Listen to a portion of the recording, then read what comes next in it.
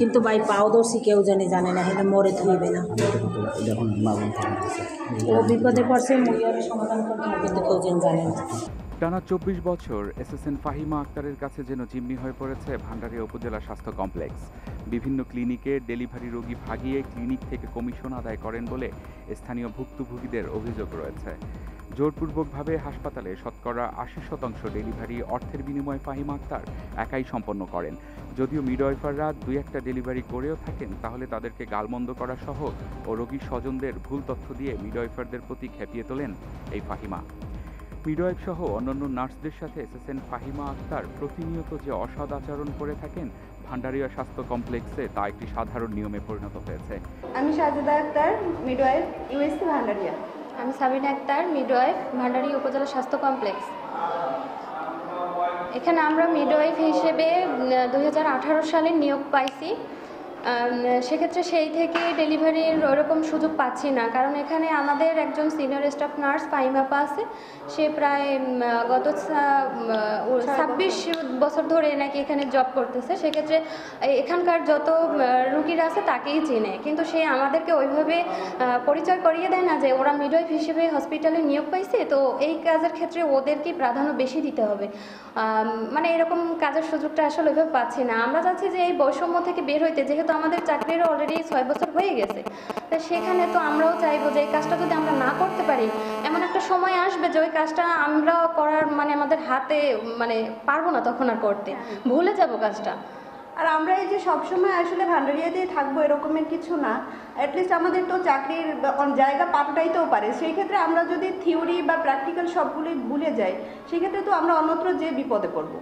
এজন্য আসলে আমরা সিভিল সার্জন স্যারের কাছে, লোকাল অথরিটির কাছে বারবার গেছি, মানে তারাও এক পর্যায়ে মানে আমাদেরকে সান্ত্বনা দিচ্ছে। এমনকি সিভিল সার্জন স্যার এ পর্যন্ত বলছে যে অফিসিয়াল টাইমে মিডওয়াইফরা কাজ করুক, সে যেহেতু অনেক বছর করতে থাকুক, বিকালে অথবা রাতে সে করুক, কিন্তু সে অনবরত একই কাজ করে যাচ্ছে। নিজে ডেলিভারি করে নিজেই রেজিস্টার খাতায় মিডওয়াইফারদের সাইন দিয়ে রাখেন তিনি।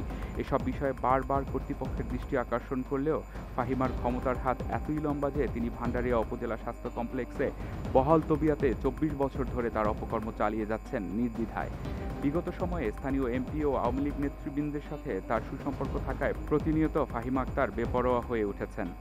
আমি Fahima Khanam, senior staff nurse. আমি এখানে বিগত দিন কাজ করতেছি। আগে মিডওয়াইফ ছিল না, তখন আমি রুগীকে দেখছি, স্যাররা দেখছে, স্যাররাই আমার দ্বারা করাইছে। যাই হোক, সেই সুবাদে মহিলারা বা পুরুষ যারা আছে চেনে আমার দ্বারা আসে, আমার হাতে পায়ে ধরিয়ে নিয়ে আসে, তখন আমি না করতে পারি না। তারপরও মিডওয়াইফরা যে ডেলিভারি করে সেই ডেলিভারিতে আমার কোনো হস্তক্ষেপ নাই। তারা যদি ডেলিভারি করতে নিয়ে থাকে আমার ডাক দিয়ে বাসা দিয়ে আনে, আমি আসছে নির্দ্বিধায় তাদের কাজ করে দিই।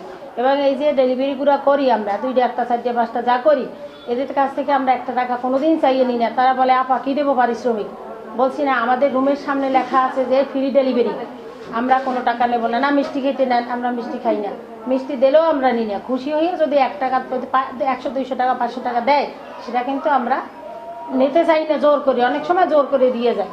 খোঁজ নিয়ে জানা যায় এসএসএন ফাহিমা আক্তারের স্বামী বেকার সত্ত্বেও বরিশাল শহরে প্রায় 20 শতক জায়গার উপরে ফাহিমা আক্তারের 5তলা ফাউন্ডেশনের বাড়ি রয়েছে, যা শুধুমাত্র ডেলিভারি বাণিজ্যের টাকা দিয়ে করা।